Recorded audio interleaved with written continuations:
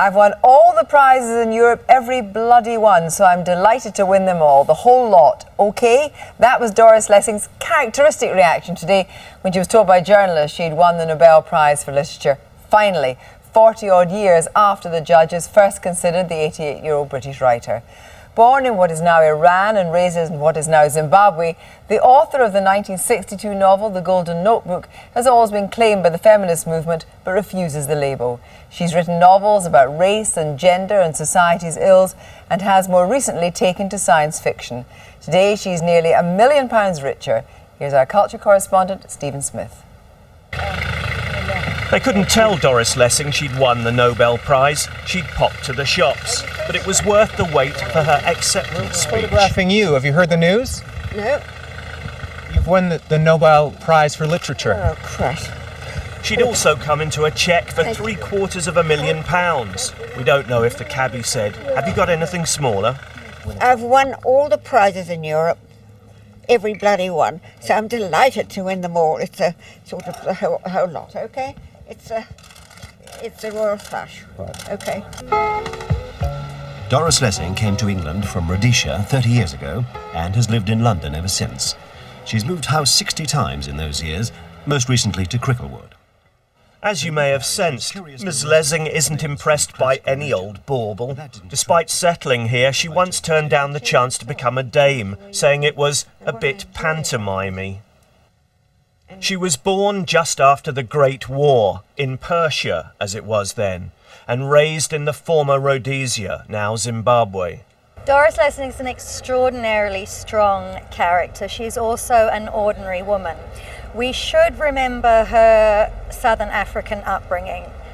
Certainly that was something that shaped her. There's a certain, if you like, frontier mentality. There's a certain strength that comes from that.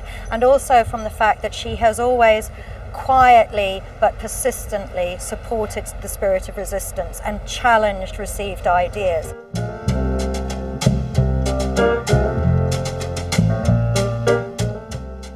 She might look like a twinkly old granny, but don't be deceived. In her time, she's been banned from apartheid South Africa and from her old homeland.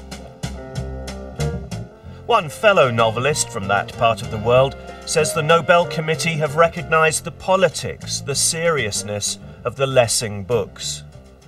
I think there's a general belief, and I subscribe to it, that the Nobel Committees like serious politics. They like people who are committed and have rather deep and simple ideals. They don't go much on comedy.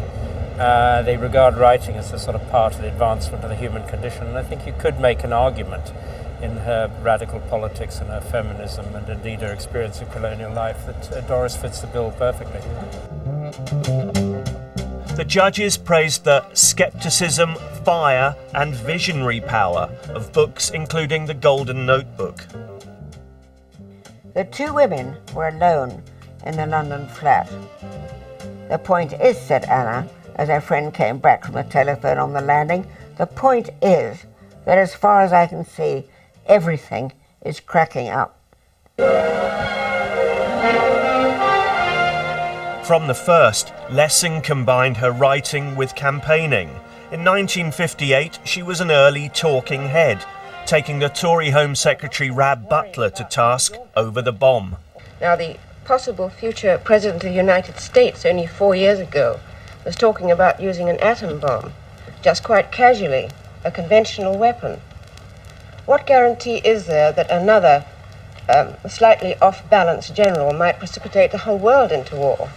Well, that again is a very useful question, because you see, I mean, Doris once said to me that I asked her what we as writers are doing here, and she said, "We're here to cheer the buggers up." And in a way, we think of ourselves as having some extra dimension. It's probably a delusion, but we do. And I think Doris sees herself as an outsider slightly in this society, although she's been here forever, for yonks, you know. Well, earlier this evening, I spoke to Doris Lessing at her home. I put to her that according to the Academy, they've been ruminating about giving her the prize for many years. I asked her if she was glad they'd finally got round to giving it to her. You know, it was 40 years ago they sent an official to tell me that they didn't like me and I would never win the Nobel Prize. But the thing was, I never asked for one. I thought it was a bit unnecessary and rather bad-mannered. But however, so they've obviously changed their mind, haven't they? Why have they? I don't know. Well, why have they, do you think? I don't know. Maybe they've changed or I've changed. I've got a feeling it's possible they didn't like my so-called sci-fi, the Shikasta series. It's possible they don't tell you. I mean, I wasn't going to ask this chap, who was sort of a little chap, like a badger, why don't you like me? Why don't you like me? I mean, this was a very, very posh dinner party. The Swedes, the Swedes go in for evening dress and drinks to peace, and shaking of the hand and all that. I wasn't going to say, oh dear, why doesn't the Nobel Prize like me? I mean, I was just so embarrassed I could have died. So this is why I never found out why they didn't like me. You successively in your work have always written about families, about gender and about race. But you said that you'd had a very lonely childhood. Was it then, do you think, that you started to think about being a writer, or is it then that you started writing in your childhood?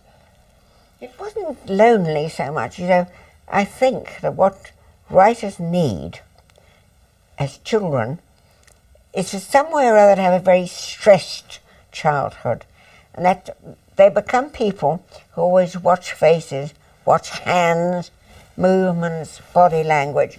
This makes this makes a writer. This is lonely is neither here nor there, you know, because you say that you love the surprise that writing gives you. You still love that surprise? Yes. I love the idea. Like the idea for the cleft was, it was in the newspapers that the human stock must have been female and that men came along later. The whole idea was exciting and wonderful, and I got thrilled by it and I sort of followed it as long as it could go along. This is the excitement of writing. It's always the same thing. You get the idea, and this is the best part of life. You think, my God, look at this idea. What can I do with it? Now, of course, you've got a new book with the publishers, and of course it's going to have the strapline, Nobel Prize for Literature on the bottom. I know it will. Will it make it any better or worse? It's this is a book about my parents. My parents were very badly damaged by World War I, which I grew up with as a kind of terrible inheritance. I thought, I will give my parents the kind of lives they would have had if there'd been no war. Decent, ordinary lives that they would have had. So that's the first half of the book. The second half of the book is what actually happened to them, which is horrible. So you've got two parts of this book. Do you think the world that you inhabit now is a better one than the world that you were growing up in as a young woman? Well, I sometimes wonder if it is. If you remember when I was growing up, there was Germany and Hitler and Stalin and Russia and Italy and Mussolini and the British Empire and all the other European empires, and race hatred in Africa and in America, and all that is gone. Can I point out all the things that I was terrified of as a girl have disappeared like clouds in the sky. They don't exist, which make you look out now at what's frightening. I tell this to the young people. You look out and what you see.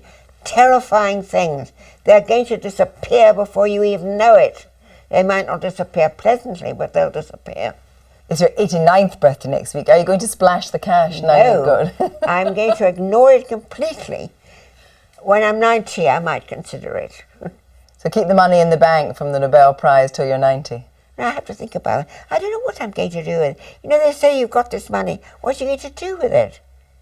Well, believe me, there are plenty of people who would like it. Doris Lessing, thank you very much. Cheers. Cheers.